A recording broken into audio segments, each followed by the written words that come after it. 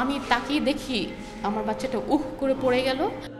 সবাই বলে আমি গর্বিত মা, গর্বিত মা। বলে বুঝাতে পারবো না। আমি মনে করছিলাম আমি অনেক স্ট্রং হয়ে গেছি, কিন্তু পারতেছি না। জানতে চাইও না একটা মায়ের বুকে কি যন্ত্রণা হয়। এভাবেই কান্না আর আহাজারিতে ভেঙে পড়েছেন গণ অভ্যুত্থানে প্রাণ হারানো শহীদদের স্বজনেরা। 6 বছরের শিশু থেকে শুরু করে নানা বয়সের মানুষ প্রাণ হারিয়েছেন। কেউ বাড়ির বারান্দায়, কেউ আন্দোলনে, কেউ প্রাণ হারিয়েছেন বিজয় মিছিলে গিয়ে। তাদের ব্যবহৃত গিটার, খেলনা, কাপড় সহ নানা জিনিসের মধ্যে রেখে যাওয়া স্মৃতি এখন তাড়িয়ে বেড়াচ্ছে স্বজনদের। সেই স্মৃতির চিহ্নগুলো সহ নির্বাচিত ছবি, ভিডিও, সংবাদ স্থান পেয়েছে জুলাই জাগরণ প্রদর্শনীতে।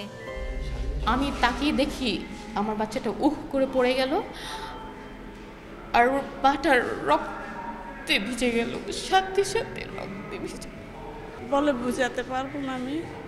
আমার মনের বেদনা। মেয়েটা আমাকে জড়াইয়া ধরতো। সবাই বলে আমি গর্বিত মা, গর্বিত মা। এমন গৌরব তো চাই নাই, এমন গৌরব তো চাই নাই। আমি তো চাইছিলাম আমার ছেলে ভবিষ্যতে একটা ভালো পজিশনে যাক। প্রদর্শনীর চতুর্থ দিন 27 জানুয়ারি এ প্রদর্শনীতে গণ অভ্যুত্থানে শহীদ মীর মাহফুজুর রহমান মুগ্ধ, আবু সাইদ, নাইমা সুলতানা, শাফিক উদ্দিন আহমেদ আহনাফ, মাহমুদুর রহমান সৈকত ও জাবির ইব্রাহিমের পরিবারের সদস্যদের শ্রদ্ধা জানানো হয়। ভয়াবহ সেই দিনের কথা তুলে ধরেন তারা।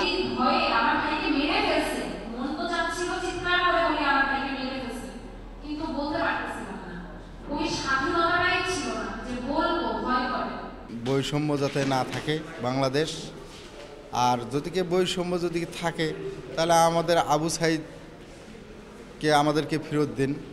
শহীদ তো আর কখনো মরে না।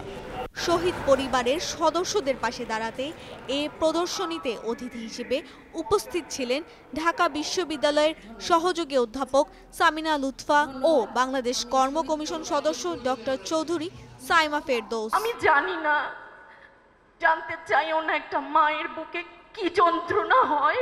সন্তানের ফেলে যাওয়া কাপড় চোপড়গুলো দেখবে, তার অপূরণীয় স্বপ্নগুলো দেখতে কেমন লাগে আমি জানতে চাই না। আমরা সহাবস্থানের কথা ভাবি, আমরা শহীদদের রক্তের কথা ভাবি, আমরা আহতদের চিকিৎসার কথা ভাবি, আর ভাবি এই ব্যবস্থাকে যারা বানিয়েছে তাদের বিচারের কথা। এর বাইরে আমাদের আপাতত আর কোনো বড় কাজ নাই। অভ্যুত্থানের 6 মাসের পরও এখনো মেলেনি প্রিয়জনের হত্যার বিচার। স্বজনদের দাবি দ্রুত সময়ের মধ্যে হত্যাকারীকে খুঁজে বের করে বিচারের আওতায় নিয়ে আসা।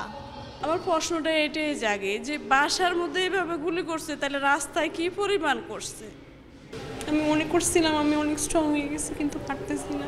এসব ফ্যামিলিগুলো আর জীবনে কোনো ঈদ আছে, কোনো একটা ভালো দিন আছে, একটা বার্থডে, একটা বিয়ে, শুধু যে তাদের পক্ষ থেকে ফরেন্সিকে পাঠিয়ে সেই চেহারা পরিষ্কার করে তাকে গ্রেফতারের যে কার্যক্রম শুরু করার কথা, সেটাই এখনো পর্যন্ত শুরু হয়নি। প্রত্যেকটা বাচ্চার বিচার চাই।